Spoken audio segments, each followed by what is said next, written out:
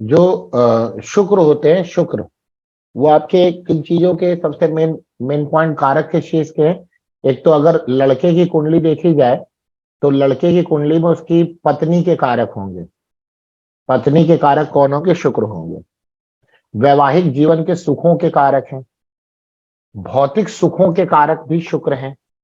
जो भी आपको मेटेरियलिस्टिक जो हैप्पीनेस चाहिए या प्रॉस्पेरिटी चाहिए, उसके लिए आपको शुक्र ही देखना पड़ेगा। भौतिक सुखों के कारण कारक। इसी प्रकार जो धन के कारक हैं, धन के, पैसे के, उनको शुक्र ही लिया गया। नाड़ी ज्योतिष में शुक्र लिया गया है और लाल किताब में चंद्रमा को लिया गया है धन के लिए।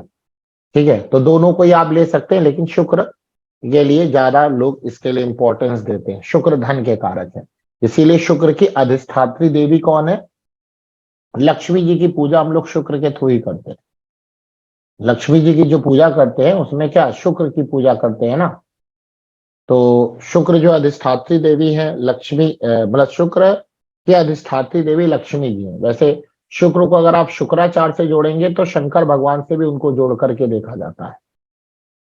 शंकर भगवान से भी जोड़ करके देखा जाता है, लेकिन पैसे के लिए लक्ष्मी जी। तो पैसे के लिए आपको क्या होगा कि आपको शुक्र ही देखना है कि आपकी कुंडली में शुक्र कितने बलवान होके बैठे हैं, कितने मैलेफिक प्लैनेट से दूर होके बैठे हैं। तो जितना मैलेफिक प्लैनेट से दूर होके बैठेंगे, और फंक्शनल मैलेफिक, फंक्शनल मैलेफिक का मतलब हो गया कि आपकी कुंडली में जो छठे, आठवें, 12वें भाव के लॉर्ड हैं उनसे भी वो दूर रहें। भले वो आपकी कुंडली में छठे, आठवें, 12वें भाव के लॉर्ड बृहस्पति ही क्यों ना हो, तो उनको हम लोग बोलते हैं फंक्शनल मैलेफिक। फंक्शनल मैलेफिक का मतलब दो प्रकार का होता है, एक होता है नेचुरल मैलेफिक और एक होता है फंक्शनल मैलेफिक। ठीक है, नेचुरल मैलेफिक कौन होगा? जो नैसर्गिक अशुभ ग्रह हैं, शनि, राहु, केतु, ये क्या है? ये नैसर्गिक अशुभ ग्रह है। और एक होते हैं फंक्शनल मैलेफिक। फंक्शनल मैलेफिक कौन होते हैं? जो आपकी कुंडली के छठे, आठवें, 12वें भाव के स्वामी हैं। तो मतलब ये कहा जाता है कि छठे अगर मैलेफिक, नेचुरल मैलेफिक अगर फंक्शनल मैलेफिक है तो ज्यादा उनके अंदर क्रुएलिटी आ जाती है। ये बात समझ में आई मैंने जो बोला? कि अगर natural malefic planet functional malefic भी हो जाए आपकी कुंडली में तो क्रुएलिटी क्या आएगी? ज्यादा आएगी, निर्दयता, उनका जो अशुभ प्रभाव होगा वो ज्यादा हो। ये बात सबको समझ में आई जो मैंने बोला ये पॉइंट? जी जी गुरु जी। कि नेचुरल मैलेफिक ही अगर क्या हो जाए फंक्शनल मैलेफिक। फंक्शनल मैलेफिक कौन होंगे आपकी कुंडली में? 6 8 12 स्वामी गुरु जी पेट पापी बारह ग्रह के हो जो जाए। 6 8 12 के जो लॉर्ड होंगे वो हो जाएंगे फंक्शनल मैलेफिक। और जो और वो नेचुरल मैलेफिक है वो तो सबको पता है, शनि, राहु, केतु, वो आपके हो अगर जाएंगे, कोई वो हो जाएंगे फंक्शनल मैलेफिक। अब अगर जो नेचुरल मैलेफिक है वही अगर क्या हो जाए फंक्शनल मैलेफिक भी हो जाए तो थोड़ी सी समस्या वहां आपको ज्यादा देखने को मिलती है। थोड़ी समस्या वहां पे ज्यादा देखने को मिलती है। और गुरु जी, ये शुक्र जो है 6 8 12 के लॉर्ड स्वयं हो तो? हाँ, शुक्र अगर छठे, आठवें, 12 के स्वयं लॉर्ड है तो अब वहां पे तो शुक्र के पास धन के तो वो करेंगे ही, तो अपने वो जो नेचुरल सिग्निफिकेटर है उसके भी फल को देंगे और छठे, आठवें, 12वां के भी फल को भी देंगे। देखिए, जब दशाएं स्टार्ट होती है ना तो उस वक्त वो फंक्शनल मैलेफिक की तरह काम करते हैं। जैसे मान लीजिए आपकी कुंडली में जो शुक्र हैं वो छठे या 8वें या 12वें भाव के लॉर्ड हैं, तो जब जी उनकी दशा, महादशा, अंतरदशा चलेगी तो वहां के वो फल को करेंगे। जैसे उनकी कुंडली में प्लेसमेंट है, जिन जिन हाउस के वो लॉर्ड हैं, नौमांश में जिन हाउस के लॉर्ड है, नौमांश की राशि आपकी जन्म कुंडली के जिस राशि में आती है उसके वो फल को देंगे। लेकिन ओवरऑल अगर देखें जब उनकी दशा अंतरदशा नहीं चल रही है तो शुक्र जो है आपके लिए धन के कारक, आपकी पत्नी के कारक, इस जी। प्रकार से होंगे। तो जो फंक्शनल मैलेफिक के लिए हम लोग कहते हैं, फंक्शनल मैलेफिक का मतलब हो गया कि जब चलने वाली दशा अंतरदशा की बात होगी तब वहां फंक्शनल मैलेफिक लिया जाएगा। और नेचुरल मैलेफिक का मतलब क्या हुआ? अरे नेचुरल मैलेफिक का नहीं, सॉरी, फंक्शनल। अभी तो हम लोग नेचुरल और फंक्शनल मैलेफिक की बात कर चुके, अब बात करें नेचुरल सिग्निफिकेटर की और फंक्शनल सिग्निफिकेटर की। नेचुरल सिग्निफिकेटर क्या होगा? जैसे शुक्र किसके कारक हैं? किसी की कुंडली हो, चाहे वो शुक्र छठे के लॉर्ड हो, 8वें के लॉर्ड हो, 12वें के लॉर्ड हो, किसी के भी लॉर्ड हो, तो नेचुरल उनका सिग्निफिकेंस क्या है? नेचुरल कारक क्या है? पत्नी को लड़के की कुंडली में पत्नी को, धन को, दिखाएंगे, भौतिक सुखों को। भौतिक सुखों को दिखाएंगे, आपके वाहन के सुखों को दिखाएंगे, आपकी धन की स्थिति को बताएंगे। तो ये इनका नेचुरल सिग्निफिकेंस है, ये हमेशा ही रहेगा, चाहे कुंडली में 6ठे 8वें 12वें के स्वामी हो, चाहे कुंडली के केंद्र त्रिकोण के स्वामी हो, इस पे कोई फर्क नहीं पड़ेगा। लेकिन जब दशा अंतर दशा स्टार्ट होगी तो फिर आपकी कुंडली में जो फंक्शनल सिग्निफिकेंस जिसको रिप्रेजेंट करेंगे, जहां पर वो बैठे हैं, जहां के वो लॉर्ड हैं, उन चीजों को रिप्रेजेंट करेंगे, मतलब उनकी दशा अंतर दशा में उसका फल आपको मिलेगा। अब समझ में आई, क्लियरिटी आई अब दोनों बातों में? जी जी समझ में आ गई ना बात? कंफ्यूजन तो नहीं है ना? तो ये गुरुजी आगे जी कि शुक्र हमारी कुंडली में 8वें और धन के कारक है, तो क्या हमारा धन जो है खराब होगा? नहीं, एक्चुअली दशांतर दशा में आप फंक्शनल सिग्निफिकेंस को उठाइए, और इन जनरल जब बात की जाएगी तो नेचुरल सिग्निफिकेंस उठाइए। ठीक है, तो नेचुरल सिग्निफिकेंस उसके वही होंगे, स्त्री, धन, पैसा, भौतिक सुख, वाहन का सुख, ठीक है, भोग विलासिता, ये सब आपका यही आ जाएंगे। उसके साथ अगर फंक्शनल सिग्निफिकेंस लेंगे तो आपकी कुंडली में जिस हाउस को वो गवर्न कर रहे हैं। ऐसे यहां पर एक बात आती है, एक क्वेश्चन भी पूछा था हमसे कि जैसे जो जैमिनी ज्योतिष के अनुसार आत्मकारक प्लेनेट है, आत्माकारक प्लेनेट, अमात्य कारक प्लेनेट, तो आत्माकारक प्लेनेट का क्या मतलब क्या हुआ? कि क्या जब आत्माकारक अमात्य कारक की दशा आएगी तो आत्माकारक हमको मतलब सब कुछ देने वाले आएगा, लग्नेश हुए, और अमात्य कारक हमारे धन के स्वामी हुए, तो क्या हमारे ऊपर अमात्य कारक की जब दशा आएगी तो क्या पैसा आएगा? तो नहीं, ऐसा नहीं होता, आ भी सकता, नहीं भी आ सकता। एक्चुअली आत्माकारक प्लेनेट क्या है, वो जीवन भर अपने नेचुरल सिग्निफिकेंस को आपके अंदर डालते रहेंगे,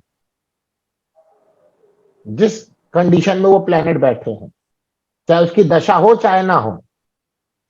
जैसे हमारे, अगर हम अपनी बात करें तो हमारे आत्माकारक प्लेनेट मरकरी है, बुध है, तो जीवन भर हमें बुध के रिजल्ट मिलेंगे।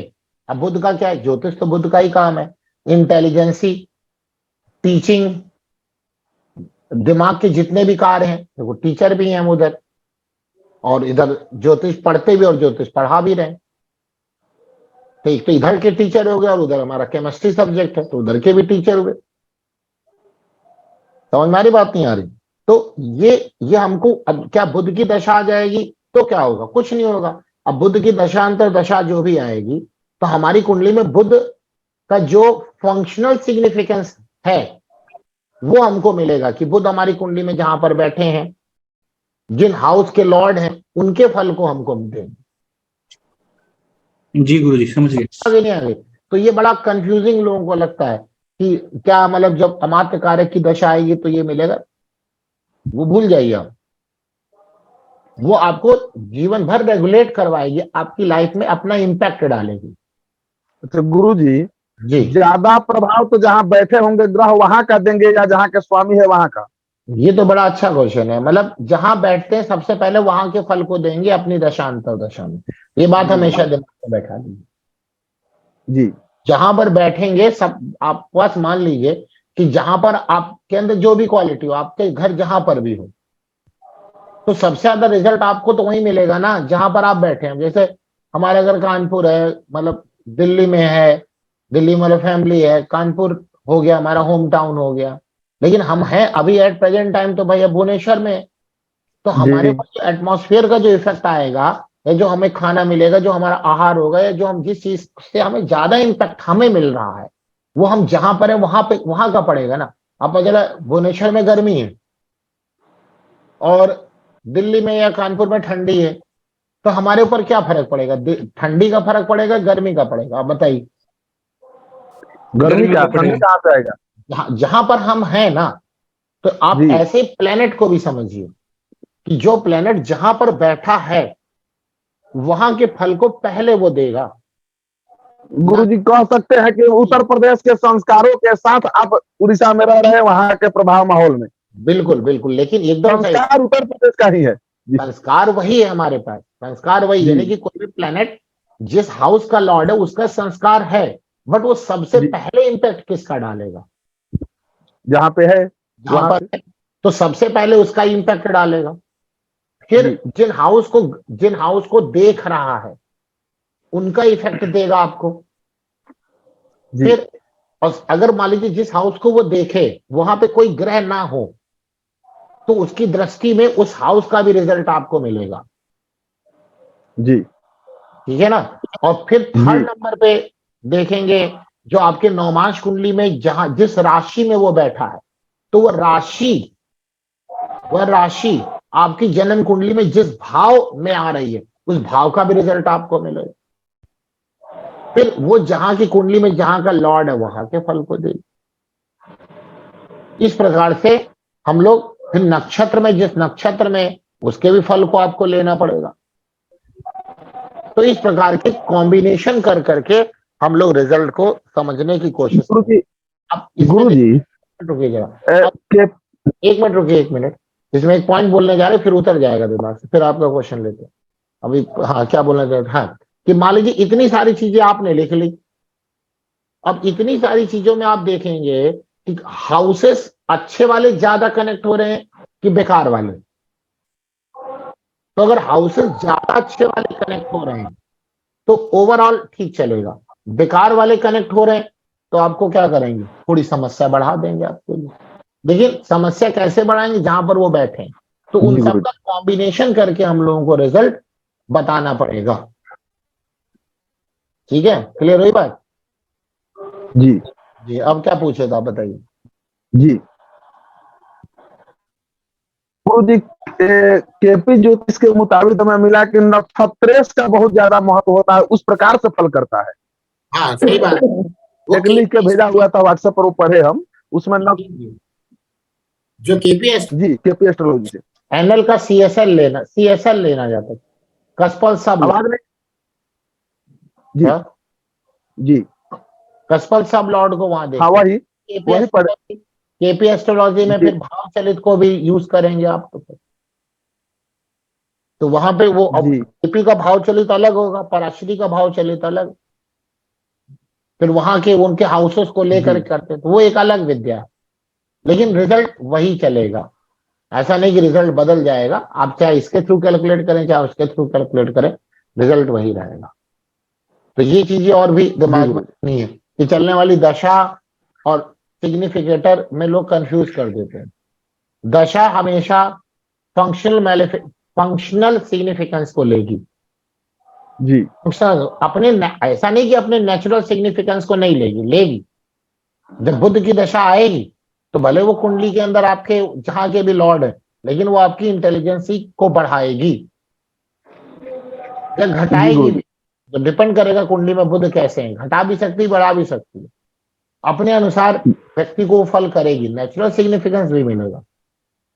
जी सूर्य की दशा आएगी, अब आपकी कुंडली में सूर्य चाहे जैसे हो, आपके अंदर एग्रेशन बढ़ेगा, आपका जी मानसिक बढ़ भी सकता है और घट भी सकता है, दोनों हो सकता है। वो कुंडली के ऊपर डिपेंड करेगा कि सन की उनकी अवस्था के मुताबिक। हाँ, लेकिन उनका नेचुरल सिग्निफिकेंस भी मिलेगा। लेकिन ऐसा नहीं कि केवल फंक्शनल सिग्निफिकेंस का ही रिजल्ट मिलेगा, दोनों रिजल्ट मिलते हैं। तो दशा अंतर दशा का रिजल्ट बहुत ही माइन्यूटली कैलकुलेट करके बताना चाहिए, उसमें गोचर का भी इफेक्ट लगाना चाहिए, देन फिर आप सटीकता पे पहुंचते हैं। बहुत जी दिमाग लगा के बात करनी चाहिए उसमें। ठीक है, तो नेचुरल सिग्निफिकेंस और क्या नाम है फंक्शनल सिग्निफिकेंस, ये दोनों क्लियर हो गया। हम लोग यहाँ पर बात कर रहे थे किसकी? शुक्र की दशा, शुक्र की अष्टक अष्टक वर्ग। हाँ, तो शुक्र के अष्टक वर्ग की बात करें तो शुक्र जिन चीजों का सिग्निफिकेटर है, उन उन चीजों को बढ़ाने का काम करता है। जब हाँ जहां पर आपकी कुंडली में शुक्र बैठा हो वहां पर सर्वाष्टक में, और शुक्र जिस राशि में बैठे हैं, उस राशि में शुक्र के भिन्नाष्टक में जितने नंबर मिले हैं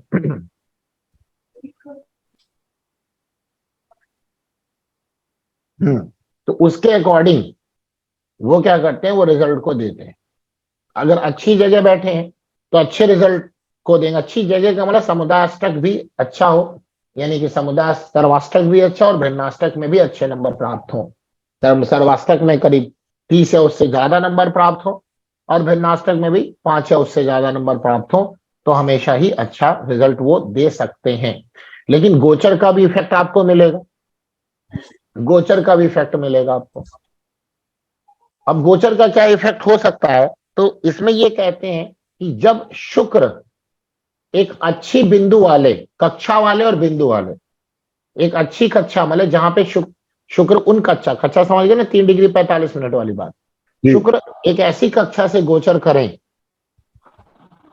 जहां पर शुक्र को नंबर प्राप्त हो, तो शुक्र उस वक्त क्या करेंगे, अपनी कारकत्व को बढ़ाएंगे। अब शुक्र का कारकत्व क्या होगा, पैसे को बढ़ाएंगे।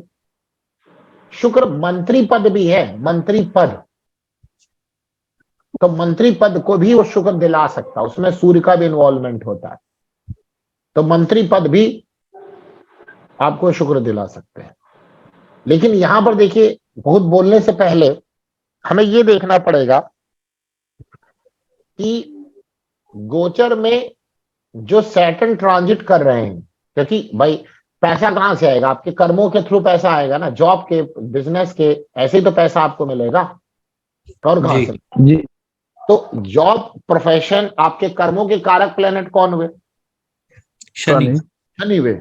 जब ट्रांजिट के शनि यानी गोचर के शनि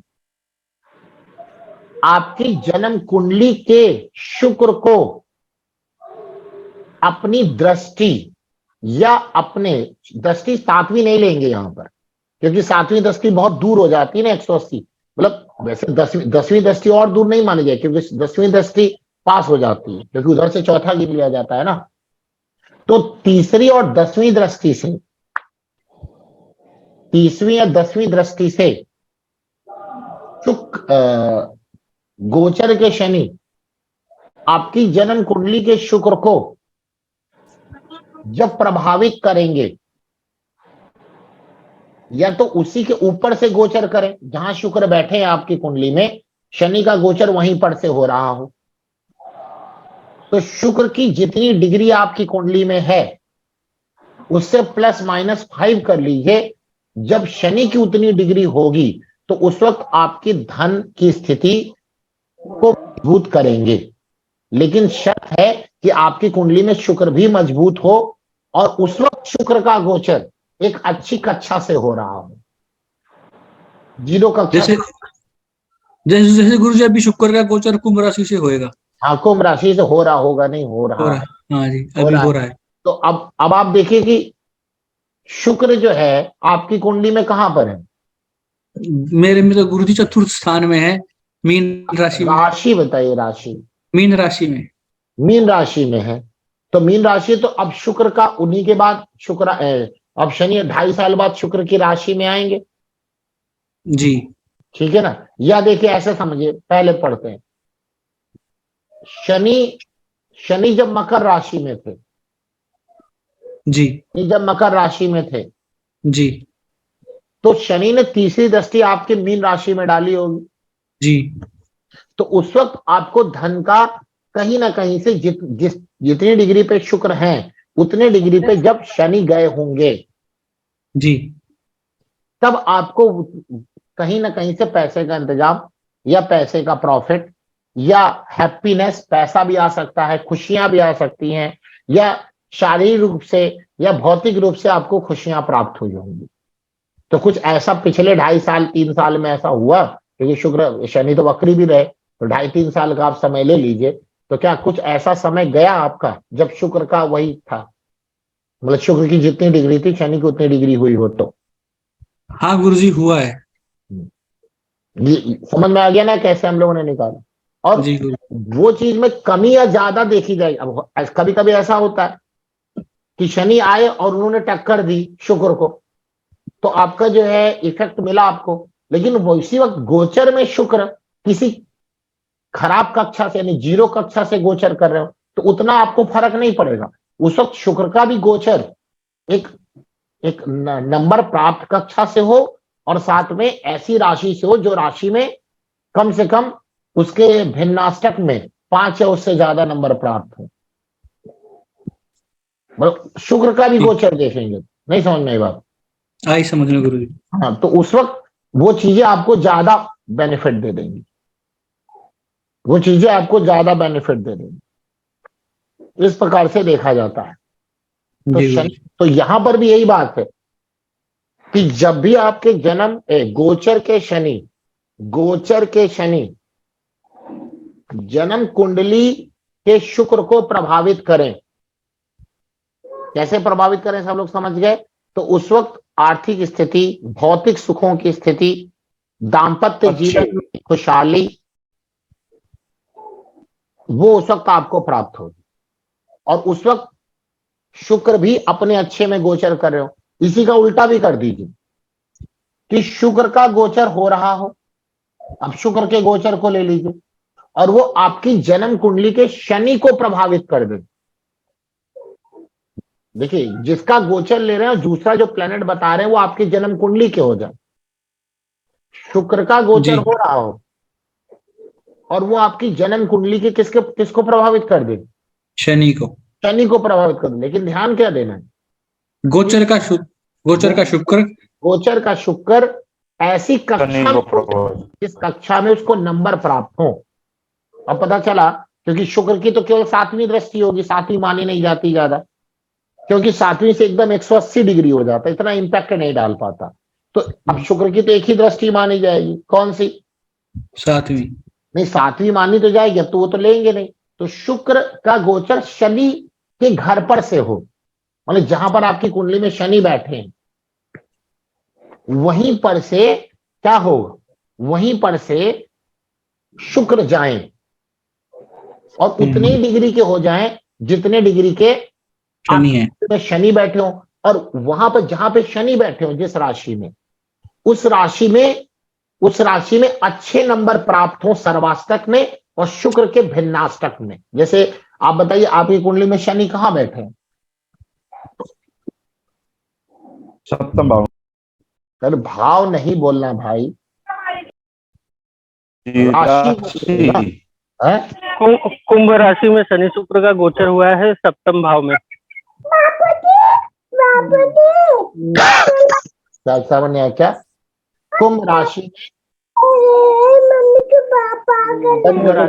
में आवाज? शनि भी कुंभ राशि में और शुक्र का भी गोचर हुआ, डिग्री दोनों का सेम है और सप्तम भाव में बैठे भी हैं।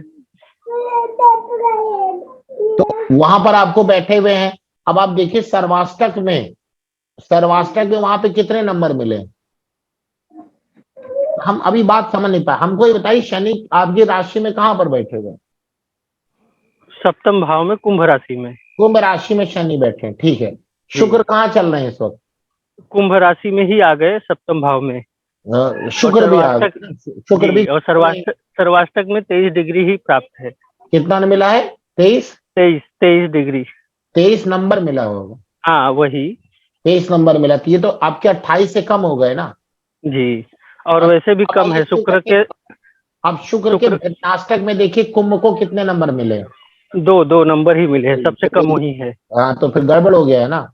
जी। तो आप मतलब इस वक्त लगेगा कि पैसा आएगा, लेकिन आ नहीं पाएगा उतना जितना मतलब आप सोचेंगे।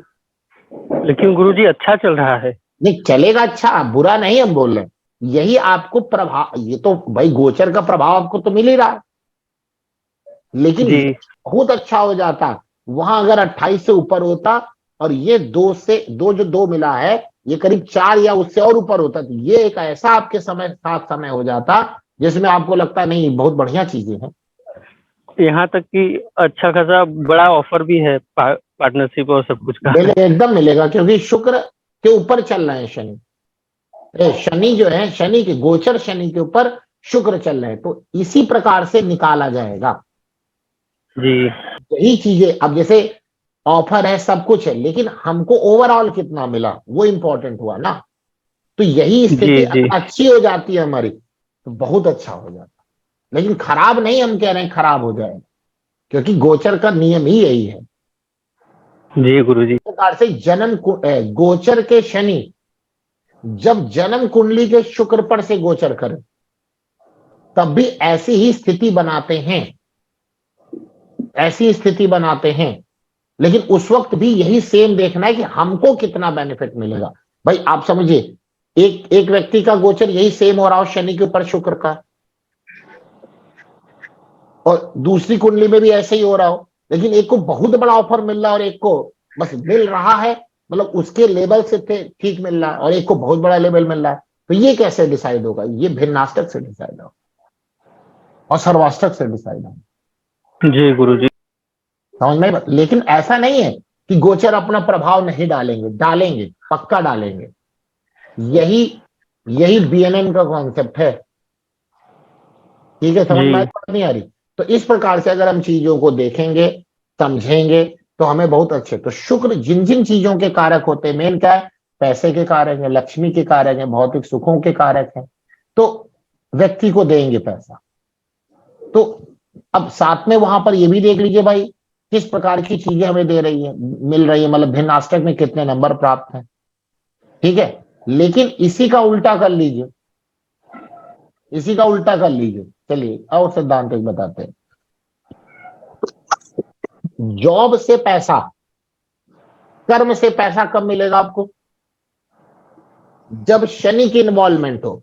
शनि जन्म कुंडली के शुक्र पर से गोचर करे, या गोचर के शुक्र जन्म कुंडली के शनि पर से गोचर करे।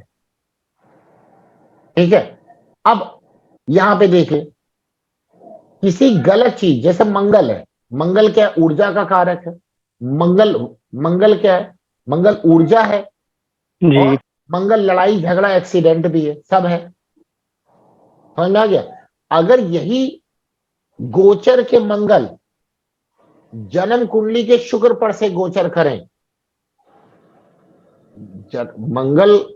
गोचर के मंगल जन्म कुंडली के शुक्र पर से गोचर करें और शुक्र की स्थिति अच्छी ना हो,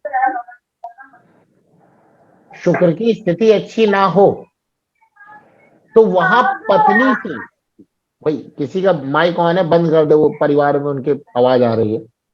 तो वहां पर पत्नी से लड़ाई झगड़ा भी हो सकता है, क्योंकि मंगल लड़ाई करवाएंगे।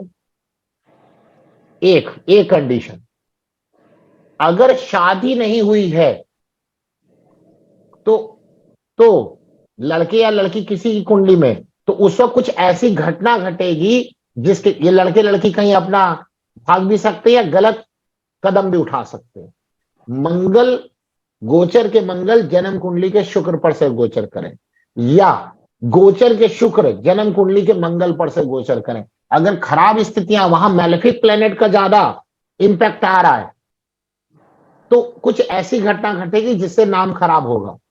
लेकिन अच्छे ग्रहों का प्रभाव हो रहा है, तो वहां अच्छा भी होगा, वहां अच्छा भी हो सकता है, दोनों हो सकता है। जो डिपेंड करेगा कि उस भाव में कुंडली पर मैलेफिक इफेक्ट है कि बेनिफिक इफेक्ट है।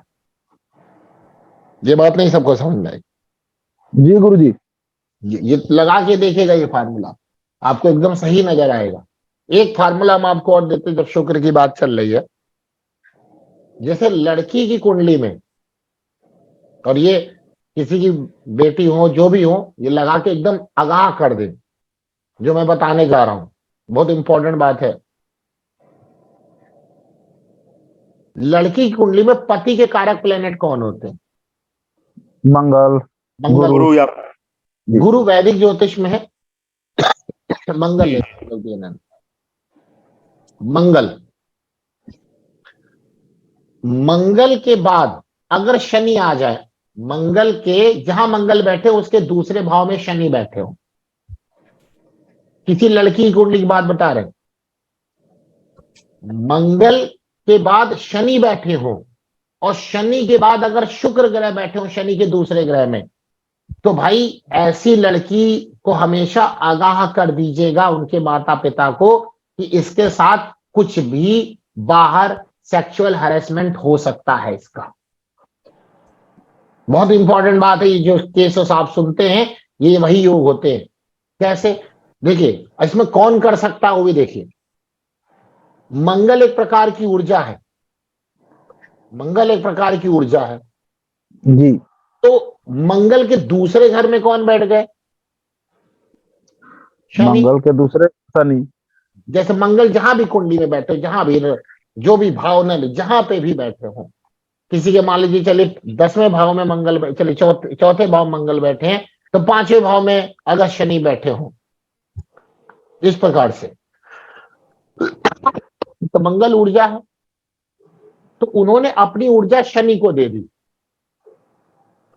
उन्होंने अपनी ऊर्जा किसको दे दी? शनि। शनि एक ठंडे ग्रह है, लेकिन मंगल की ऊर्जा से वो ऊर्जावान हो गए। और उसके आगे शुक्र बैठा है, शुक्र सेक्स का कारक प्लेनेट है। जी जी। तो ये शुक्र के जो शनि के अंदर, एक तो Shani malefic, natural malefic planet है। जो ये अशुभता आई, वो अशुभता कहां निकलेगी? शुक्र पर निकलेगी।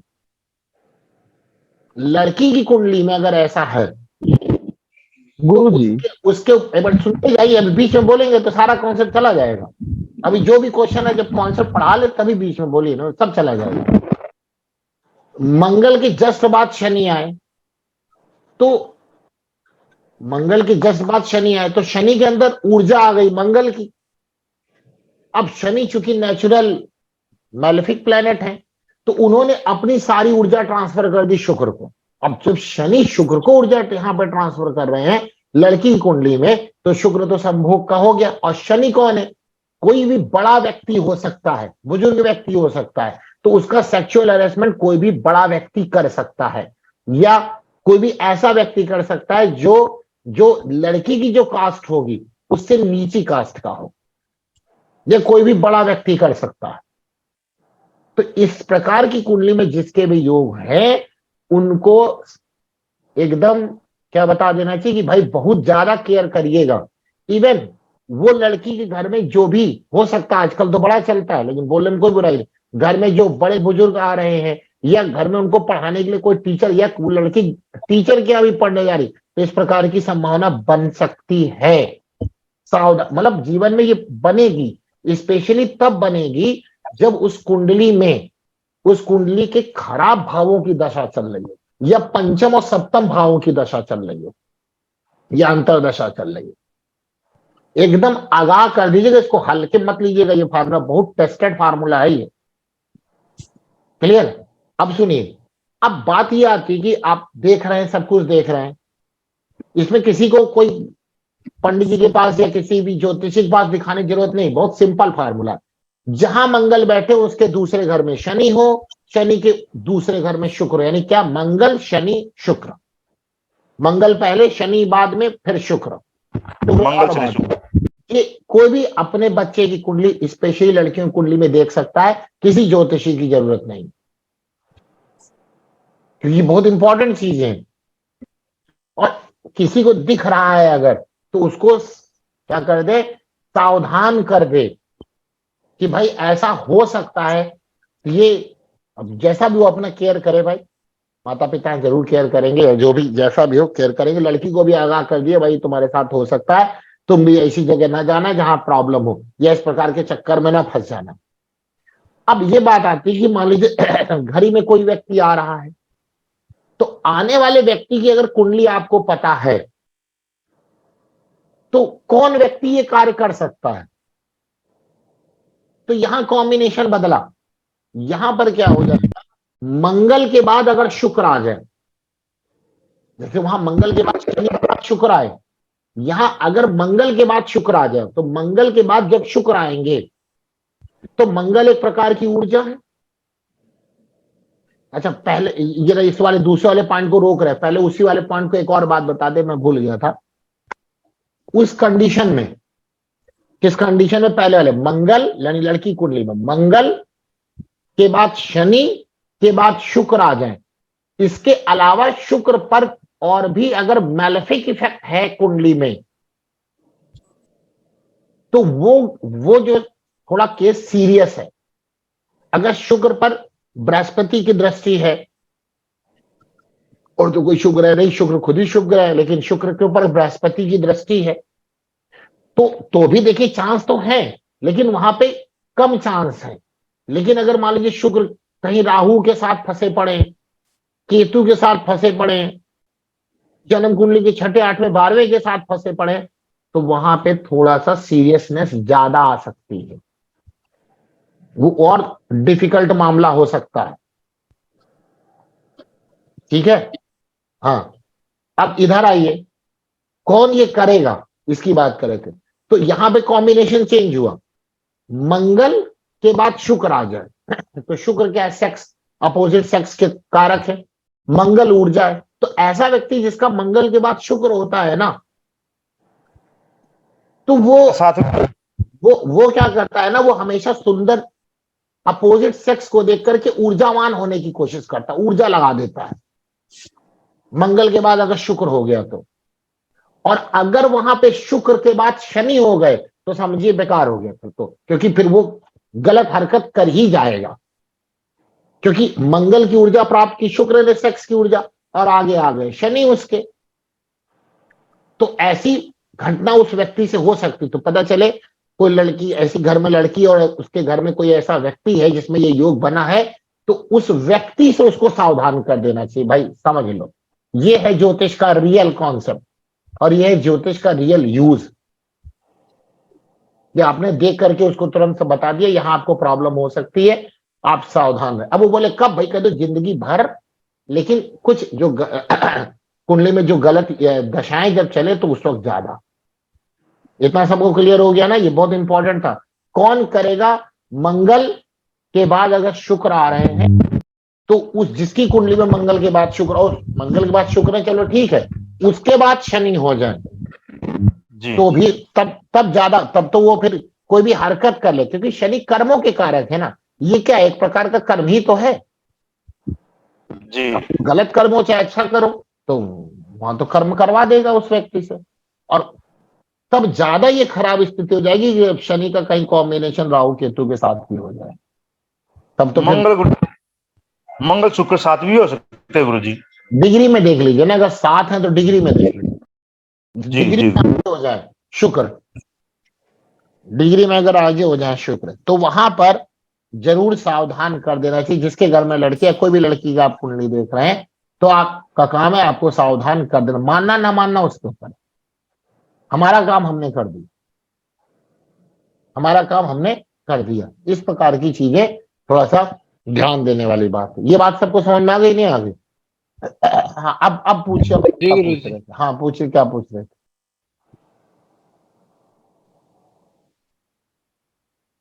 गुरुजी शुक्र और शनि एक ही भाव में हो सर, मंगल के बाद जी। तो भाई ये बताया ना हमने, डिग्री देख लीजिए। अच्छा जैसे सर, शुक्र, डिग्री इससे ज्यादा नहीं होगा। ठीक है सर, ओके। इसी देखिए प्रकार का हाँ, बात कर लीजिए पहले। इसी प्रकार का एक सूत्र है गुरु जी, वही पढ़ रहे थे कि जा मित्र मंत्र मंद भवमान से तदिशे मंद भौम में वेश्यावा जारिणी वा अपि तस्य भार्या न संशय। शुक्र के अष्टक का ही है। इसमें लिखा है कि सप्तम स्थान में शनि व भौम का अंश हो, और हाँ उसमें उसके स्वामी शनि व भौम की राशि हो। हाँ, ये अभी नौमांश कुंडली में ज्यादा लगेगा, समझ गए? ये सूत्र है, बहुत अच्छा सूत्र ये भी है। अभी नौमांश कुंडली में ये पढ़ाएंगे बात, ये नौमांश में लगेगा तो ज्यादा वहां पे दिक्कत हो कर सकता है। ठीक है, अच्छा सूत्र है ये भी। तो ये समझ में आ गया गुरु जी, वो जो देख रहे थे क्या हुआ उनको, शुक्र की कितनी डिग्री है भाई उनकी, देख लीजिएगा, समझ लीजिए। जैसे जिनका प्लेनेट 7 है, तो 7 है तो 1 डिग्री पे तो नहीं होगा। अब मान लीजिए शुक्र है 12 डिग्री पे और शनि है 18 डिग्री पे, तो यहां पे भी तो शनि शुक्र के आगे हो गए, यहां पर जी गुरु जी। शनि शुक्र के आगे ही तो हो गए। ठीक है, कहाँ चले जाते भैया, बात करते करते गायब हो जाते हैं। चलिए, शनि हाँ, शुक्र फिर मंगल हो तो डिग्री शनि वाइज अपर पोजीशन। क्या? अगर शनि हो फिर शुक्र हो फिर मंगल हो, तो डिग्री में देखिए, बढ़ते क्रम में। में फंस गया, पाप कर्तरी योग। शुक्र पाप कर्तरी योग में फंस गया यहाँ पर, क्योंकि शुक्र के एक तरफ शनि और एक तरफ मंगल। ठीक है, शुक्र के एक तरफ शनि और एक तरफ क्या, मंगल। यानी यहां शुक्र, यानी कि शुक्र वो मंगल की तरफ चल रहा है, ऊर्जा की तरफ चल रहा है। तो यहां पर अगर ऊर्जा, अब मंगल ने ऊर्जा नहीं दी, बल्कि मंगल को शुक्र की ऊर्जा मिल रही है। तो मंगल को यहां पे जब शुक्र की ऊर्जा मिलेगी, मंगल को अगर शुक्र की ऊर्जा मिलेगी, तो फिर उसको उतनी यहां प्रॉब्लम नहीं आएगी, लेकिन फिर भी सचेत जरूर रहे, क्योंकि सचेत रहने से क्या होगा, क्योंकि शुक्र पाप कर्तरी योग में फंसे हुए हैं, फिर भी यहां पर इतनी समस्या नहीं देखने को मिलेगी। ठीक है, समझ में आई बात, नहीं आई? जी गुरुजी। अब ये ना कोई बोल देना कि ऐसा तो बहुत सारी कुंडली में हो सकता है, तो भाई बहुत सारे लोगों के साथ होता भी है ये, बहुत सारे लोग बताएं चाहे ना बताएं, लेकिन बहुत सारे लोगों के साथ होता है। तो आप बहुत सारे मत जाइए, आप ज्योतिष हैं, ज्योतिष के अनुसार ही बात करिए, रियल बात, हवाई बात ना करिए। ठीक है, समझ में आ गई बात? तो ये चीजें यहाँ पर आ जाती हैं इस प्रकार से। और तो कोई किसी का वो नहीं है ना, क्वेश्चन नहीं है ना? जी अच्छा जी गुरु जी। जी, गुरु जी है मेरा क्वेश्चन, गुरु जी मेरा हाँ क्वेश्चन है। गुरु जी ये जैसे आपने बताया ना गुरु जी, शुक्र और शनि का गोचर में धन लाभ होता है, लेकिन आपने एक बार बताया था गुरु जी, जैसे जब दशा अंतर दशा इस शुक्र में शनि, शनि में शुक्र होता है तो वो खराब होता है ना? तो गलत क्या बताया, सही बताया, हमने थोड़ा ना बताया ये, पहली बात तो बस हमने नहीं बताया, बस। पहली बात हमने नहीं बताया ये किसका, ये पराशर का सिद्धांत है, बड़ा यूनिवर्सल सिद्धांत है। ठीक, तो ये एकदम सही बात भी है इसमें जितना। तो आपका क्वेश्चन क्या, लॉजिक पूछना क्या चाहते हैं? गुरु ये गोचर में फिर दशा में फिर ये इतना फर्क कैसे हो जाता है? जैसे तो भाई गोचर में दशा इफेक्ट में अंतर। दूसरी तरीके के मिलते हैं, दशा में देखने का दूसरी विधि है। गोचर दशा एक जैसी थोड़ी ना होती है। गोचर में क्या होता है, प्लेनेट एक्टिवेट होता है, प्लेनेट एक्टिवेट होता है। दशा में क्या होता है, जो एक्टिवेशन का कॉन्सेप्ट है वो है जो है, लेकिन वहां पर वो अपने अकॉर्डिंग फल देगा, अपने नेचुरल सिग्निफिकेंस को इंपैक्ट डालेगा। और यहाँ पे शनि ने शुक्र को एक्टिवेट किया है, तो शनि ने शुक्र को एक्टिवेट करने का मतलब ये हुआ कि शुक्र जिन चीजों का कारक है वो फल देने के लिए तैयार हो गया। ये है ट्रांजिट का मतलब। और दशा का मतलब है कि भाई दशा में आप कॉम्बिनेशन देखिए किस प्रकार के बन रहे हैं, 9-10 का बन रहा है, 9-5-9 का बन रहा है, कि एक्सिस 1-7 की बन रही है, कि 6-8 की बन रही है। जितनी अच्छी एक्सिस बनती है दशा में, पराशर जी कहते उतना ही ज्यादा खराब स्थिति होगी। और हम नहीं करें, आपने कभी देखा नहीं क्या ऐसी कुंडली लोगों की, आपने देखी कि नहीं देखी? नहीं, दशा में तो देखिए, दशा में तो खराबी है। खराब हो गया ना, तो आया आया रिजल्ट, आया नहीं आया? तो नोट कर लीजिए अपनी कौन, कितने लोगों की कुंडली देखी आपने ऐसे? 4-5 ही देखी है। 4-5 की देखिए, और भी देखेंगे, आपको ये पक्का मिलेगा। और कब ज्यादा उसका इंपैक्ट पड़ेगा, जब शनि या शुक्र जितनी अच्छी स्थिति में बैठे हो उतना ज्यादा खराब ये दशा। हम नहीं कह रहे हैं, ये पहले हमको ना बदलिएगा, हमने कहा है, हमारी औकात भी नहीं बोलने की। ये पराशर का सिद्धांत है, लघु पराशरी, किसी भी पराशर में उठा के पढ़िए, ये जरूर देते हैं कॉन्सेप्ट। कुछ और भी ऐसे उन्होंने नियम दिए हुए, उसको पढ़िए, आपको समझ में आ जाएगा सारा। ठीक है, हमारी औकात नहीं है बताने की सूत्र, पराशर जी ने बताया, पराशरी नियम है ये।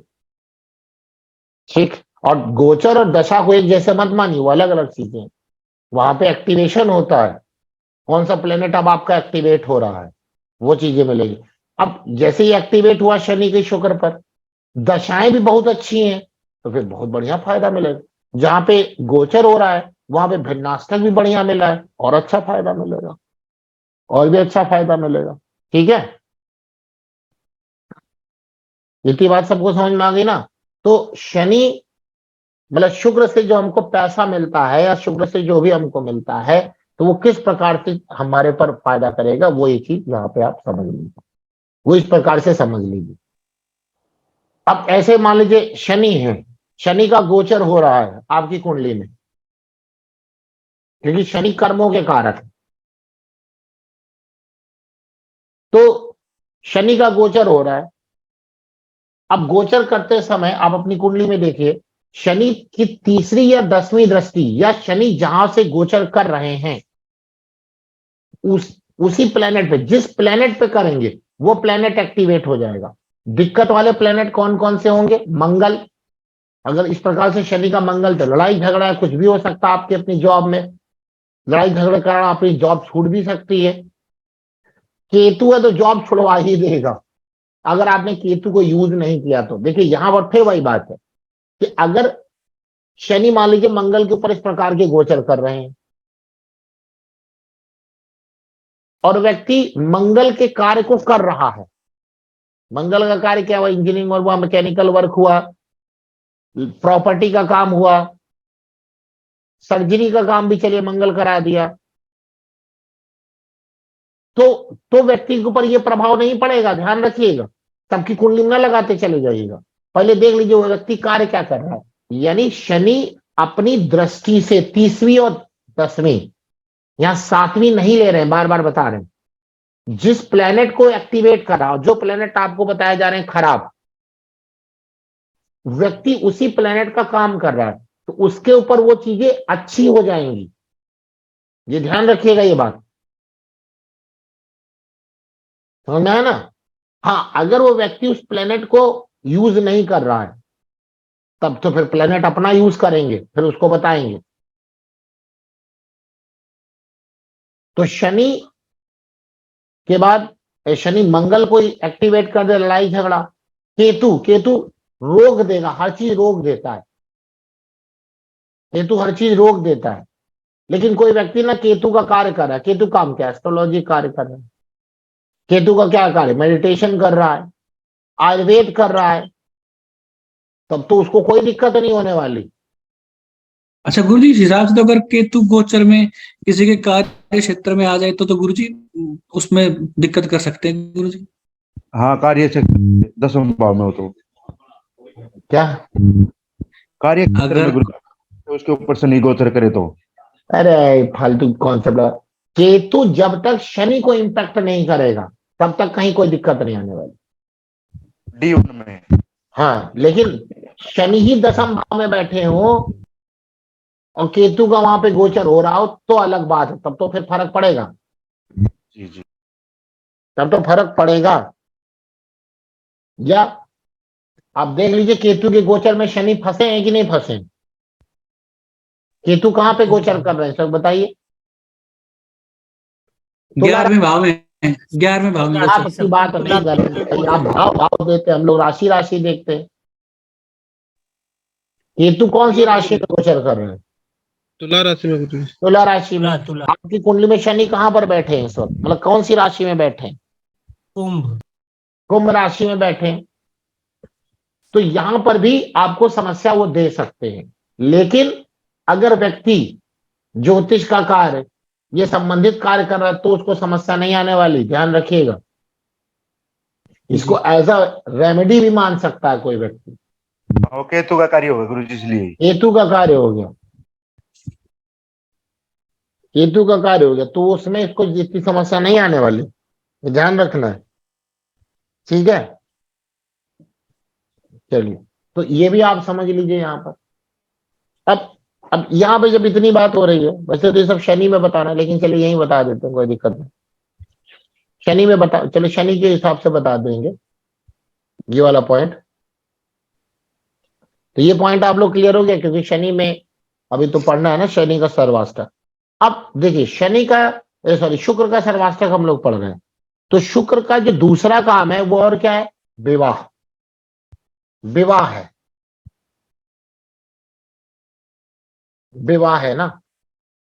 अब यहां पे एक चीज, जरा विवाह की बात चल रही थी पहले भी, चलिए अभी बता देते हैं। लड़के की कुंडली में गोचर के बृहस्पति जन्म कुंडली के शुक्र को एक्टिवेट कर दें, इसका मतलब समझे? बृहस्पति की कौन कौन सी दृष्टि लेंगे आप? 5वीं 9वीं। 5वीं और 9वीं। तो उस वक्त उस लड़के की शादी हो सकती है, लड़के की। और लड़की की कुंडली में गोचर के बृहस्पति मंगल को एक्टिवेट कर दे तो मांगलिक कार्य हो सकते हैं। या बैठे हो, बैठे हो मतलब हमारा गोचर गुरु वही के पर है। बृहस्पति, हाँ वो बैठ भी सकते हैं।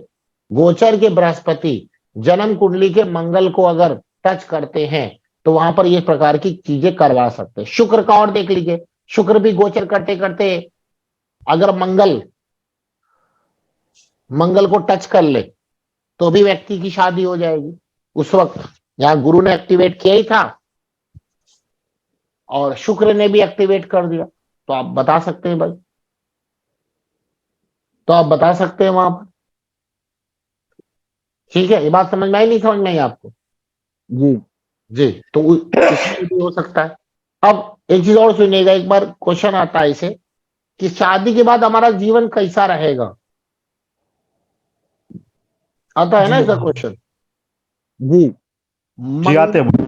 तो लड़की की कुंडली देख रहे हैं, लड़की की मंगल के जस्ट बाद, क्योंकि मंगल लड़की की कुंडली में पति कारक है, मंगल की कुंडली के जस्ट बाद जहां पे उसकी कुंडली में मंगल बैठे हैं उसके जस्ट बाद जितने भी खराब प्लेनेट बैठेंगे उतना ही उसका खराब जीवन जाएगा। मंगल के बाद शनि हो, केतु हो, राहु हो, उतना ही खराब जीवन जाएगा उसका शादी के बाद। लेकिन मंगल के बाद बृहस्पति हो तो अच्छा जीवन चलेगा, शुक्र हो तब भी अच्छा चलेगा, मंगल के बाद शुक्र हो। लेकिन वो शुक्र पर अच्छे ग्रहों का भी प्रभाव होना चाहिए। पता चले शुक्र है, आपने यही देख लिया और आपने देखा नहीं वहां शनि का भी प्रभाव है, वहां केतु राहु का भी प्रभाव है, डिस्टर्बेंस आ जाएगी, डिस्टर्बेंस आ जाएगी। यानी लड़की की कुंडली में मंगल के बाद जितने खराब प्लेनेट रहेंगे उतना ही उसका वैवाहिक जीवन अच्छा नहीं होगा। ठीक है, ये बात सबको समझ में आ गई? जी गुरु गुरु जी। जी, हाँ, इस बाद का कॉन्सेप्ट क्या है? मंगल के बाद तो कहाँ तक बाद? शादी हो गई तो शादी के बाद मंगल के बाद देखिए, बात का कॉन्सेप्ट ये है कि शादी का मतलब क्या है? गुरु ने मंगल को आके मिला दिया, शादी हो गई व्यक्ति की। उसके बाद कैसे चलेगा? तो मंगल के बाद का समय देखिए आप, मतलब मंगल की भाव के बाद देखिए जहां पर मंगल बैठे। नहीं गुरु जी, मेरे कहने का यह भाव नहीं है। जैसे मान लीजिए कि द्वादश भाव में हमारे मंगल है, मान लीजिए, तो वहां से तो हम भाव कहाँ में नहीं, तक? गुरु से कहां पर है वो?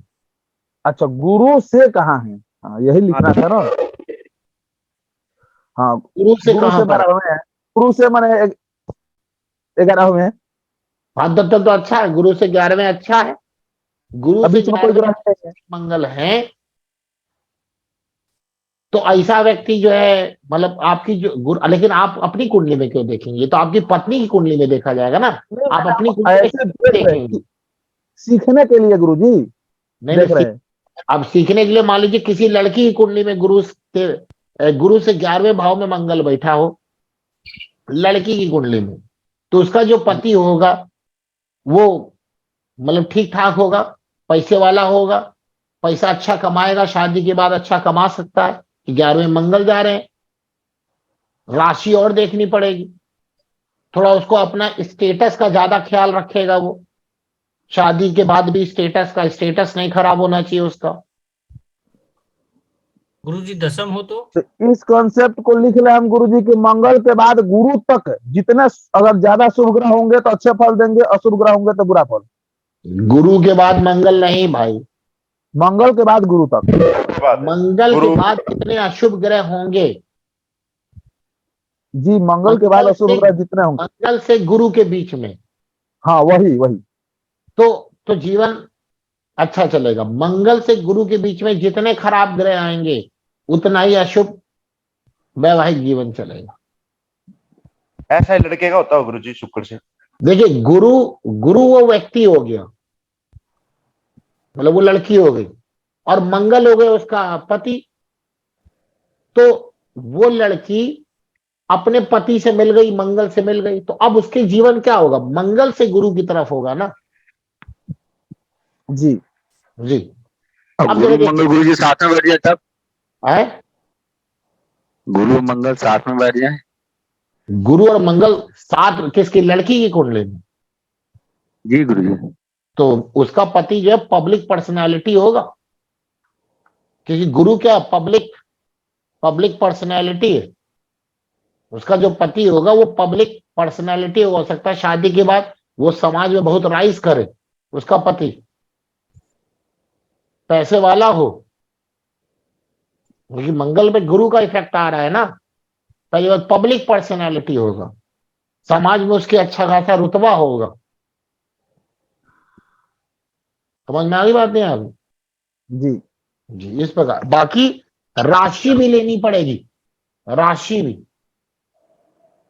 कि किस राशि में वो बैठे हैं, वो राशि भी आप देखेंगे। अग्नि तत्व है, पृथ्वी तत्व है, ये कैसी राशि, लेकिन जनरल तो यही आप बता देंगे पहले। ठीक है। अब चलिए एक चीज और यहां बता दें, गुरु, गुरु से मंगल, देखिए गुरु वो व्यक्ति लड़की हो गई और मंगल कौन हो गया, पति। उसका पति हो पति। गया। तो लड़की की शादी का मतलब क्या हुआ, गुरु कहां आ रहा है, गुरु किससे मिलेगा, मंगल से। मंगल से। तो गुरु और मंगल के बीच में जितने अशुभ ग्रह होंगे शादी में उतनी समस्या आएगी। गुरु से मंगल के बीच में जितने अशुभ होंगे, राहु बैठ, केतु बैठ जाए, तोड़वा देंगे शादी, उतना ही अशुभ, उतना ही गड़बड़, वो शादी होने में गड़बड़। और मंगल से गुरु के बीच में जितने अशुभ ग्रह होंगे उतना ही उसका वैवाहिक जीवन खराब। भाई समझ में आई बात क्या आपको? आ गई गुरु जी। आ गई ना? गुरु से मंगल शादी से पहले का समय, मंगल से जी। गुरु शादी के बाद का समय, निकाल लीजिए जी गुरु जी। सर। दोनों सब तरफ पापे आ जाए तो विवाह नहीं होगा। दोनों तरफ अशुभ ग्रह बैठे, अब क्या करें, शादी होने में भी समस्या, होने के बाद भी समस्या। लीजिए आंसर, ठीक है। जी तो ये चीज है, लड़की कुंडली में मंगल के जस्ट बाद अशुभ ग्रह बैठे हो, शादी घर गई नहीं अपने, उसके बाद समस्या चालू होगी। क्या करें उपाय, जो अशुभ ग्रह बैठे हैं उनका आप उपाय करिए, जब तब दान वो करिए, तभी वो ठीक हो पाएगा। कितना हो पाएगा, जितना वो करते रहे, हल्के में लेंगी जीवन बर्बाद हो जाएगा। और यहाँ तो आजकल लोग हल्के में ले, अरे होगा देख लेंगे, हम देख लो जाके, क्या हो गया, घर में आके दोबारा बैठ गई यार, फिर दोबारा लड़का खोजो, यही होगा और क्या होगा। तो ये सब नाटक नहीं चलेगा, प्लेनेट अपना नाटक नहीं देख रहे थे, वो दिखा देते हैं अपना, जिंदगी बर्बाद कर देते, उसके बाद तुम करते रहो जो करना है। इसीलिए पहले जो उपाय आप कर लीजिए उसके। यहाँ तो हल्के में लोग ले लेते हैं ना, और जब समस्या आती तब कहते हैं अब क्या करें, अब क्या होगा, अब तो जो होना हो गया, अब क्या होगा। तो सोच समझ के। फिर उनको हथेली पे सरसों हरी चाहिए गुरु जी उस समय पे। आए, जब ये काम हो जाता है फिर गुरु जी हथेली पे सरसों हरी चाहिए उनको फिर। अब तो सरसों का फिर आग मिलेगी हथेली पे, लो एक कोयला मिलेगा जलता हुआ कोयला, आग मिलेगी, उसी में सरसों भून के खा लेना। समझ नहीं आता, तब हल्के में लेते हैं यार। इतने आचार्य लोग, कितने महर्षि ऋषि पूरा जीवन बिता दिया इस सब चीजों को निकालने में। हम लोग देखिए 1 साल 1.5 साल से डिस्कस कर रहे हैं, उनको सब हल्के लगता है, तो ले मजा फिर। जो समझता नहीं आदमी तो ऐसे ही गुस्सा चढ़ती भी है, और ऐसे लोगों को प्लेनेट सिखा देते हैं, ऐसे प्लेनेट समझा देते हैं। वो ऐसे नहीं समझते तो ऐसे समझेंगे ना। समय से बड़ी किसकी ताकत है, किसी की ताकत नहीं है। इसीलिए भाई सब चीजें ध्यान से करना है। गुरु से 12वें मंगल हैं, गुरु से 12वें मंगल हैं लड़की की कुंडली में। लड़की का शादी के बाद हो सकता है वापस आ जाए अपने घर, क्योंकि 12वां तलाक का हुआ। और अगर उस मंगल पर अशुभ ग्रहों का और प्रभाव आ जाए तो और दिक्कत। गुरु से 12वें मंगल अगर हैं तो सोच समझ के जरा फैसला लेना है। और अगर मंगल पे अशुभ ग्रहों का प्रभाव हो जाए, स्थिति और भयावह हो सकती है। ठीक है, समझ में आए? गुरु से 8वें मंगल आ जाएं लड़की की कुंडली में, उसका पति बहुत नॉलेज वाला होगा, यही उसकी लड़ाई का कारण होगा। ज्यादा बुद्धिमान लोग तो और दिक्कत करते हैं ना। अच्छा गुरुजी, वो अगर छठे लड़के मंगल में होगा, गुरु से 6ठे मंगल होगा, बहस बहुत ज्यादा होगी।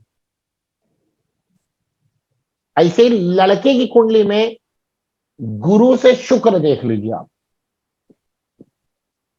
गुरु से शुक्र देख लीजिए। ठीक है, गुरु से दूसरे अगर मंगल है लड़की की कुंडली में तो उसका पति बहुत स्मार्ट होगा, क्योंकि दूसरा भाव जो है शकल का भी है ना, पैसे वाला भी होगा। ऐसे लड़के की कुंडली में गुरु, क्योंकि लड़के की कुंडली में शुक्र हो गई उसकी पत्नी, जी तो गुरु से दूसरे शुक्र आ जाएं तो उसकी पत्नी बहुत सुंदर होगी, पैसा भी होगा। गुरु से शुक्र 8वें हो जाएं लड़के की कुंडली में, बहुत दिक्कत होगी, बहुत दिक्कत होगी। और 9वें हो जाए गुरु? 9वें तो ठीक है, 9वें कौन? लड़के की कुंडली में गुरु से शुक्र 9वें, लड़के की कि लड़की की? जी जी जी, क्या? लड़के। लड़के की कुंडली में उसकी पत्नी साधारण होगी, उसको कोई काम धाम से मतलब नहीं है, आएगी दिन भर पूजा पाठ करेगी, चुपचाप करेगी, सो जाएगी, थोड़ा बहुत पूजा पाठ कर लेगी। ये भी देख लीजिएगा राशि कौन सी है।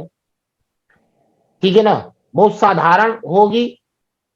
साधारण होने के साथ साथ क्या होगा कि उसको एकदम सिंपल जीवन चाहिए, सब कुछ आसानी से मिल जाए, कुछ करना ना पड़े उनको।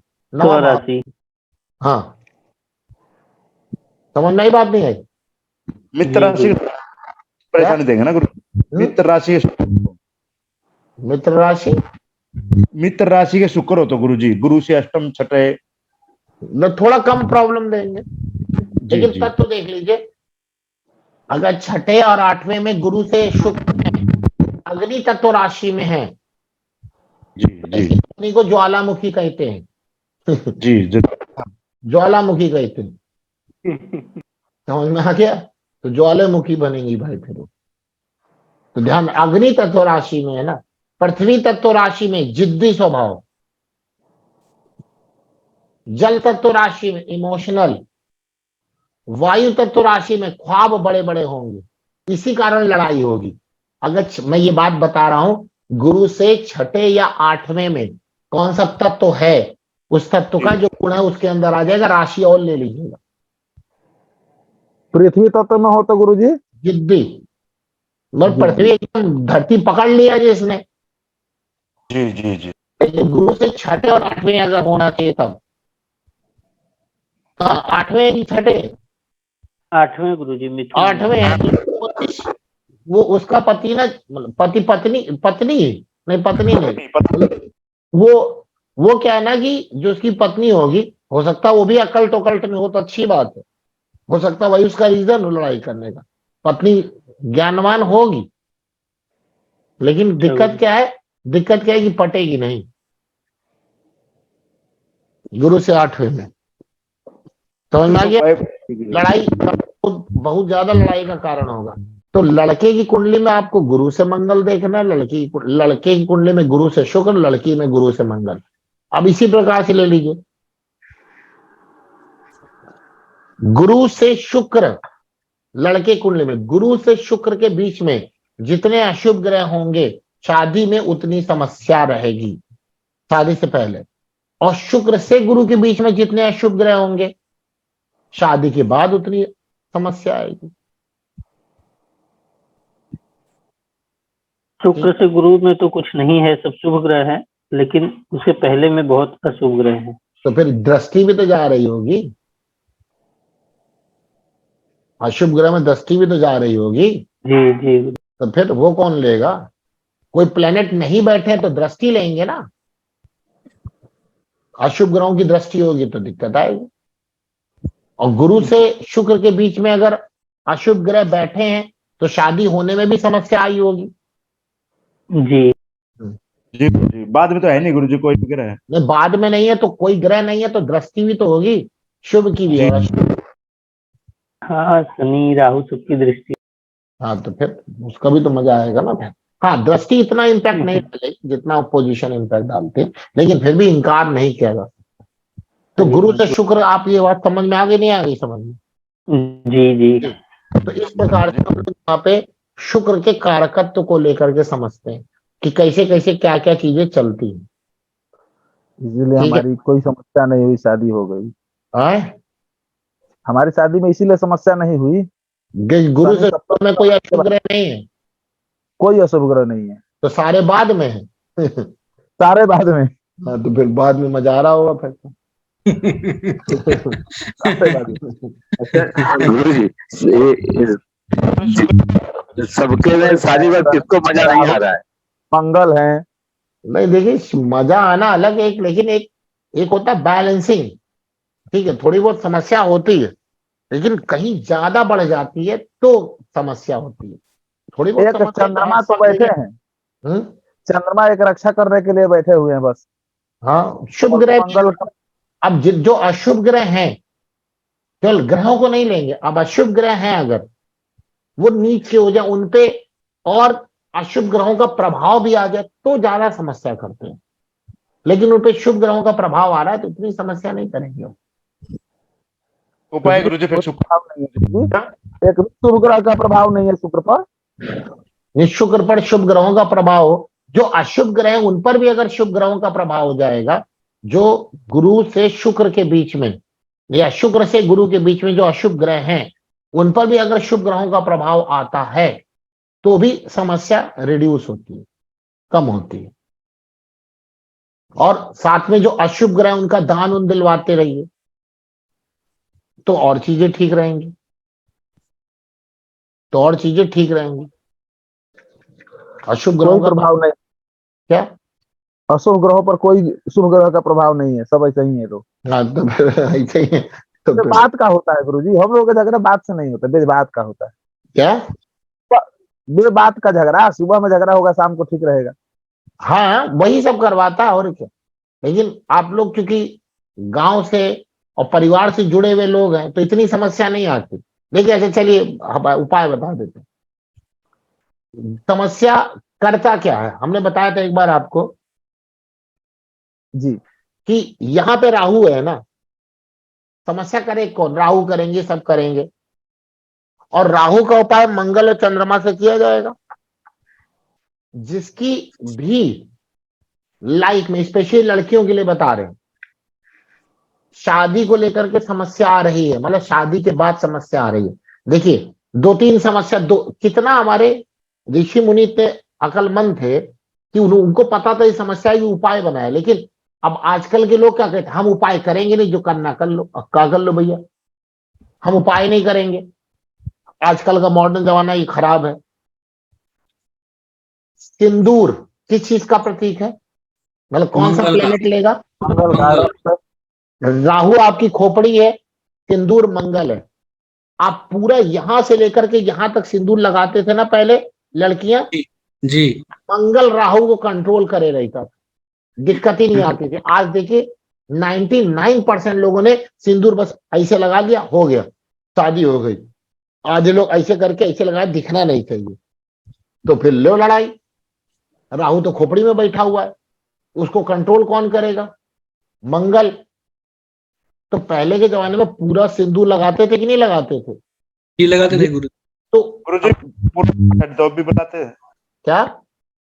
पूर्वांचल साइड तो अब भी अच्छी तरह लगाते हैं। तो भाई समस्या वहां कम रहती है। एक बात, ये एक उपाय हो गया, मंगल से उपाय बता रहे हैं हम आपको, समस्या कम रहेगी।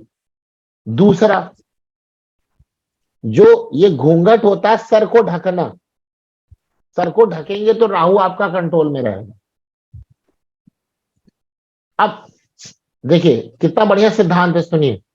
अच्छा, मंगल का जो ये नाक है ना, नाक, ये नाक की ऊपर वाली रेखा जो है ना, ये भी जी। मंगल है। तो आप देखिए पूर्वांचल में जो ये छठ पूजा बिंदिया होती है, लगाते हैं। तो औरतें ना नाक से सिंदूर लगाती हैं एकदम। जी मंगल, सॉरी मंगल नहीं है, सॉरी मैं गलत बोल गया। नाक के ऊपर की जो हड्डी वो राहु है, तो मंगल है, यानी सिंदूर से पूरा ऐसे इसको लगाती है, एकदम राहु को कैप्चर कर लो। जी गुरुजी सही कह रहे हैं। राहु ही तो ऊंचा नाक है। हैं? जी राहु ही ऊंचा नाक करके रखता है। हाँ, तो ये है ना कि आपने जो क्या किया, यहाँ पर जो ये राहु का स्थान था, ये वाला हड्डी, उसके ऊपर आपने मंगल लगा दिया। जो साधु सन्यासी होते जो राहु को कंट्रोल करते हैं, वो भी सफेद कलर का टीका यहाँ नाक पे लगाते हैं। देखिए ऐसे सफेद क्या, चंद्रमा। राहु को कंट्रोल दो ही प्लेनेट कर सकते हैं, चंद्रमा और मंगल। जी आप देखिए जो बड़े बड़े शंकराचार्य आचार्य, वो यहाँ से लगाते हैं ना, यहाँ से सफेद चंदन का टीका। सफेद चंदन का टीका लगाते हैं। क्या?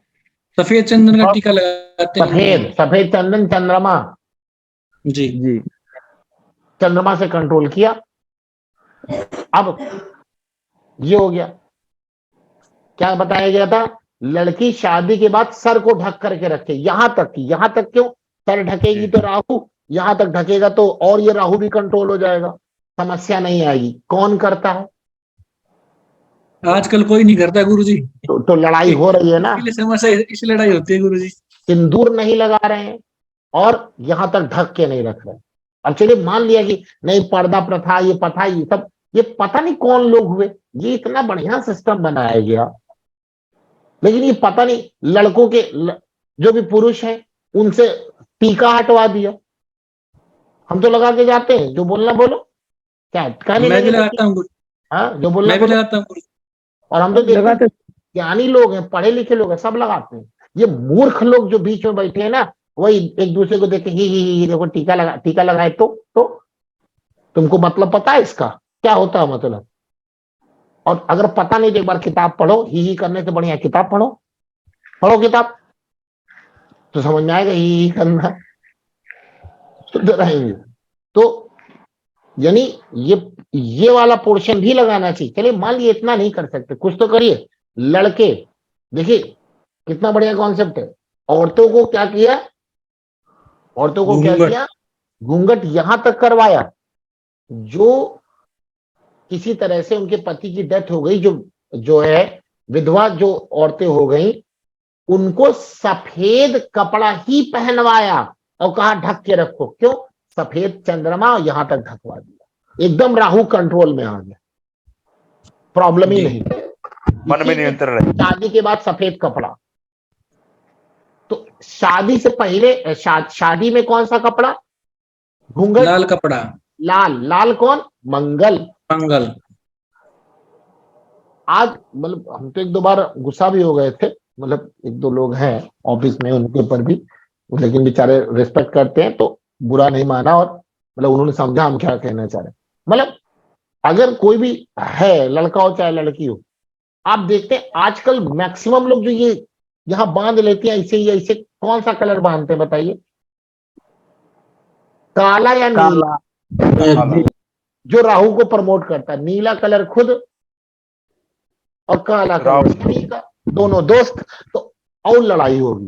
भाई काला नीला मत पहनो ना तुम, और तुम्हें चलो सफेद लाल नहीं पसंद, मान लिया अच्छा नहीं लगता है, तो जो भी, कभी हमेशा एक कलर नहीं हो सकता। हम कह रहे कुछ भी कलर हो, केवल काला और नीला हटा दो ना, बाकी कोई भी कलर यूज करो। गुरुजी उन लोगों को यही दोनों ज्यादा पसंद पड़ता है। बुद्ध वही विनाश काले विपरीत बुद्धि। और फिर कह रहे हैं हम लड़ाई हो रही है तो ये हो रहा है, तो हमारी गृहस्थी खत्म हो रही है, हमारी खत्म नहीं होगी, राहु खत्म नहीं करेगा। दो उपाय केवल, गृहस्थी 3 महीने के अंदर ठीक हो जाएगी, यही 2 उपाय। यहां तक ढक, हमेशा नहीं हो, चलो मान सकते भाई हमेशा नहीं, आप जॉब करते सब करते, सिंदूर लगा के जाओ। और सिंदूर वो भी जो नेट पे आजकल बढ़िया केसर वाला सिंदूर, ये तो नकली सिंदूर आने लगे, जो आपके सर को भी बड़ा फायदा करेगा, उसमें लेड की मात्रा ज्यादा कर देते हैं। केसर वाला बढ़िया आपको कहीं केसर हल्दी वाला सिंदूर मिल जाएगा, नेट पे बनाने की विधि दी है, यूट्यूब पे देख लें। दुनिया भर की चीजें देखते यही देखें और बनाए घर में। गुरुजी वामपंथियों ने ऐसा अफवाह बना दिया है ना, और गुरुजी लड़के ब्रेन वॉश लड़कों हो को गया है। गुरुजी कहते हैं लड़कों को लोग कौन सा टीका मोहर है, लगाना चाहिए? कि शादीशुदा है, मोहर लगा के रखा जाता है। मूर्ख है, उनको पता भी है, इतनी बढ़िया कॉन्सेप्ट। अच्छा देखिए, मतलब ये तो खैर मैं सनातन धर्म है, सब उसी से ही निकला है, मैं किसी का प्रमोट भी नहीं कर रहा हूं, लेकिन जो चीजें अच्छी है मुझे बोलने में कोई दिक्कत नहीं। मुस्लिम व्यक्ति भी सफेद टोपी लगाता है, आपने देखा है? जी, हमेशा। हमेशा, वो हमेशा उसको जबरदस्ती लगवाएगा, राहु कंट्रोल। जो ऊपर वाले लोग थे ना, भाई ज्ञान तो आपने सनातन धर्म से ही लिया, अब आपने भले चोला किसी का पहन लिया हो, जी, देख रहे हैं आप कितना बढ़िया। और जो है पूरी तरह से जब नमाज पढ़ता है तो पूरे सर को लगाता है, क्योंकि सर राहु है, आपने भगवान के चरणों में रख दिया, राहु को आपने जब भगवान से जोड़ दिया, काम ही खत्म। इसीलिए पूरा सर लगा के भगवान को प्रणाम करना चाहिए। कम से कम भाई रात में सोते समय सफेद कपड़ा बांध लो, रुमाल बांध लो, सूती सफेद कपड़ा, टेरिकॉट नहीं, वो पॉलिस्टर नहीं, चमकने वाला नहीं, सूती सफेद कपड़ा, रुमाल बांध लो। ये पुरुष भी कर सकते हैं, महिला भी कर सकती। मान लो दिन भर नहीं कर सकते हो, सिंदूर लगा रखो, रात में बांध लो, तब भी कंट्रोल रहेगा। गुरुजी लड़के जो है लाल लाल चंदन का टीका लगाएं या गुरुजी सफेद चंदन का लगाएं? सफेद चंदन का लगाएं, लाल भी लगा सकते हैं। बृहस्पति राहु, अब वो तो देखना पड़ेगा राहु किस स्थिति में बैठा है। 9th हाउस में राहु बैठा है तो पीले कलर का, क्योंकि 9th हाउस बृहस्पति का है, तो पीले कलर का लगाएं। बृहस्पति जितना बलवान रहेगा, राहु उतना कैप्चर में रहेगा। फिर भी सफेद कलर, यहाँ पे टोपी, वो टोपी कैप लगा लो, लेकिन कैप भी लोग खरीदेंगे तो काला और नीला, काला और नीला। बिल्कुल 19% गुरुजी। अरे भाई काला नीला हटाओ यार, तुम खोपड़ी भी काला नीला काय लगायो? शनि और राहु वो सब मित्र हैं और उपद्रव मचाएंगे। सफेद कलर पहनो, कोई भी कलर पहनो।